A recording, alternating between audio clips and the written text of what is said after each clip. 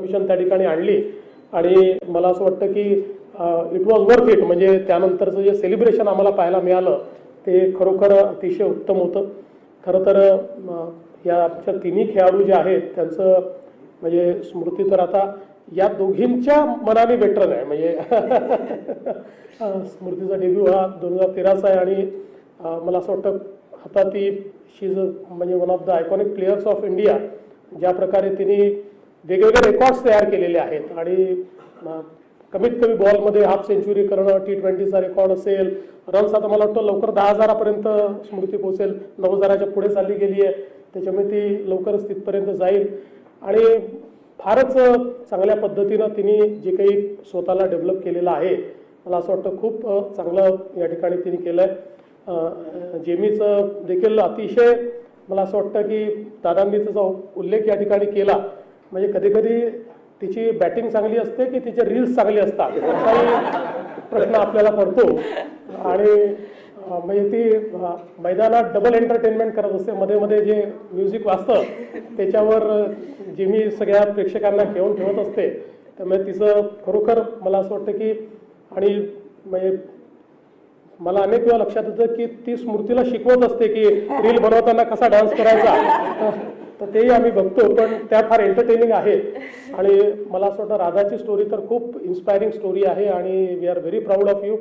शेवटी जे खेळाडू असतात किंवा ज्यांच्यामध्ये क्षमता असते ते कुठलीही परिस्थिती कशी असली तरी त्या परिस्थितीतनं ते मार्ग या ठिकाणी काढत असतात. आणि म्हणून मला असं वाटतं की तिने ज्या प्रकारे सगळ्या ऑड्समध्ये देखील आज इतका उत्तम परफॉर्मन्स दिला, एक भारताची उत्तम खेळाडू म्हणून तिने स्वतःला जे एस्टॅब्लिश केलं आहे तेही मला असं वाटतं आपल्या सगळ्यांकरता अतिशय महत्त्वाचं आहे.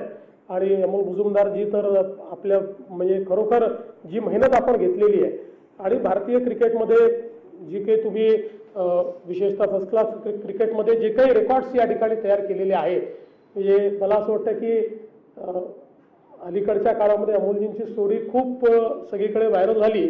तर मी तुम्हाला आजच भाकीत करतो की येत्या काही दिवसात तुमच्या स्टोरीवर एक सिनेमा निश्चितपणे बनणार आहे. बिकॉज पर्सिव्हिअरन्स आणि पर्सिस्टन्स या दोन गोष्टी जर डिफाईन करायच्या असतील तर अमोल मुजुमदारांचं नाव आपल्याला डिफाईन करावं लागतं. आणि म्हणून मला असं वाटतं की आणि अर्थातच जसं सगळ्यांनी सांगितलं की सोबतचे सगळे वेगवेगळे कोचेस आहेत, मेसोर्स आहेत, सगळ्या वेगवेगळ्या डिपार्टमेंट जे लोक सांभाळत आहेत.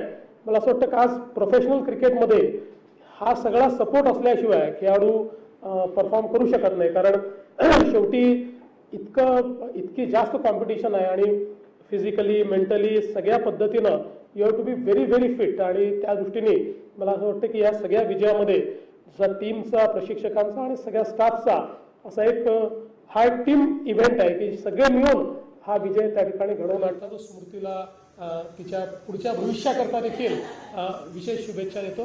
खूप खूप धन्यवाद. जय हिंद, जय महाराष्ट्र.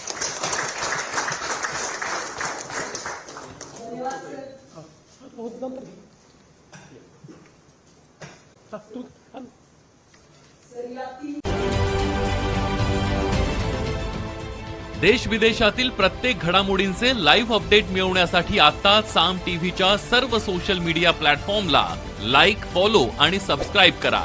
तसंच सर्व नोटिफिकेशनसाठी बेल आयकॉन प्रेस करायला विसरू नका.